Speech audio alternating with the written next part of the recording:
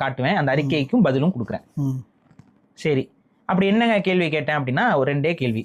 இந்த அமைப்பு, இந்த எல்ஜிபிடிக்யூ அமைப்பு, இந்த இரவி அமைப்பு 2 பியூபர்ட்டி பிளாக்கர்ஸ், இதை நான் போன காணொலியும் சொல்லிப்பேன், பார்க்காதவங்களுக்காக ஒரு சின்ன எடுத்துக்காட்டு. பியூபர்ட்டி பிளாக்கர்ஸ்ங்கிறது என்னன்னா, ஒரு பருவம் வருவதற்கு முன்பாக நமக்குலாம் வந்து தொண்டை உடையிறது, மீசை வளர்றது, இதெல்லாம் எதனால வருது? டெஸ்டாஸ்டரோன்ங்கிற ஒரு ஹார்மோன் நம்ம உடம்புல வருது. டெஸ்டாஸ்டரோன், ஆண்ட்ரோஜன், இந்த மாதிரியான ஹார்மோன்ஸை பொறுத்து தான் ஆண் பெண் பாலினங்கள் வந்து முழுமை அடையும்.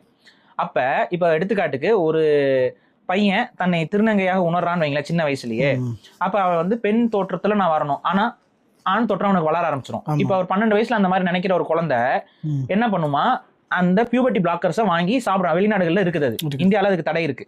வெளிநாட்டுல இருக்க அந்த பியூபர்ட்டி பிளாக்கர்ஸை அவங்க வாங்கி அவங்க சாப்பிடுறாங்க அப்படின்னா அவங்களுக்கு பருவம் அடைய மாட்டார்கள். அது இயற்கைக்கு முரணானது, அவர்கள் ஆரோக்கியத்திற்கு எதிரானது. இருந்தாலும் அந்த பருவம் அடையாம இருக்கிற காலகட்டத்திலேயே பருவம் அடையக்கூடாதுங்கிறதுக்காக அந்த மாத்திரையை சாப்பிட்டுட்டே வருவாங்க. அப்புறம் 18 வயசுக்கு வரும்பொழுது அவங்க ஆபரேஷன் பண்ணிக்குவாங்க.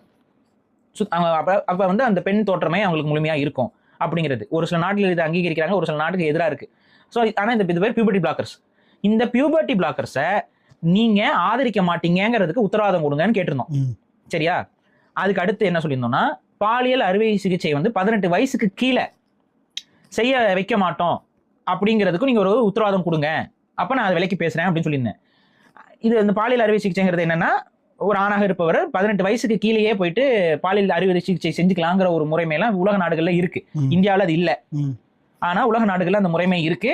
அந்த முறைமை வேண்டும்னு சொல்லி இந்தியாவில் இருக்க எல்லா எல்ஜிபிடி அமைப்புகளும் கோரிக்கை வைத்துக் கொண்டிருக்கிறார்கள். அப்ப அந்த மாதிரி கோரிக்கைகளை வைக்க மாட்டோம், அதுக்கு கூட போய் நிக்க மாட்டோங்கிறதுக்கு ஒரு உத்தரவாதம் கொடுங்கன்னு சொன்னாங்க. இதற்கு 2க்குமே நாங்கள் அவ்வாறு செய்ய மாட்டோம், செய்வது தவறு, அதை நாங்கள் முழுமையாக எதிர்க்கிறோம் அப்படின்னு சொல்லி ஒரு அறிவிப்பை அவங்க கொடுத்திருக்காங்க. இந்த அறிவிப்புக்காக எனக்கு பாராட்டுகள் நான் தெரிவிச்சுக்கிறேன். அவங்களுக்கு தான் பாராட்டு தெரிவிக்கணும். ஆனா ஒரு எல்ஜிபிடி அமைப்பையே தனது கருத்தியல் வாதத்தால் பாரிசாலன் இப்படி மாத்தி பேச வச்சிருக்காங்கிறதுக்கு எனக்கு தான் ரிவார்டு கொடுத்துக்கணும். புரியுது. உலகத்துல இருக்க எந்த எல்ஜிபிடி ஆர்கனைசேஷனாவது இப்படி சொல்லுமா? இது வரைக்கும் சொன்னது கிடையாது. சொல்லுமா? இன்னொன்னு சொல்றேன், இவங்களோட உத்தரவாதம், இவங்க இந்த மாதிரி சொன்னதுக்கு நான் ஒத்துக்கிறேன், சரி ஓகே. ஆனா எந்த அளவுக்கு நீங்க உண்மையாக இருப்பீர்கள் என்பதற்கு உத்தரவாதத்துக்கு எந்த சாட்சியும் கிடையாது. காரணம் என்னன்னா, நீங்க முன்னுக்கு பின் முரணா பல இடங்கள்ல பேசி வச்சிருக்கிற ஆளுதான். சோ இது வந்து நீங்க ஒரு உத்தரவாதம் கொடுத்துருக்கீங்க, ஆனா அந்த உத்தரவாதத்துக்கு மதிப்பில்லைங்கிறதை கடந்து உங்களை இத்தகைய உத்தரவாதத்தை கொடுப்பது அளவிற்கு கருத்தில் ரீதியாக உங்களை கையாண்டிருக்கிறோம் என்பதற்காக எனக்கு நானே பாராட்டுகளை வந்து தெரிவித்துக் கொள்கிறேன். இதை வரலாறு பதிவு பண்ணி வச்சுக்கோங்க ப்ளீஸ்.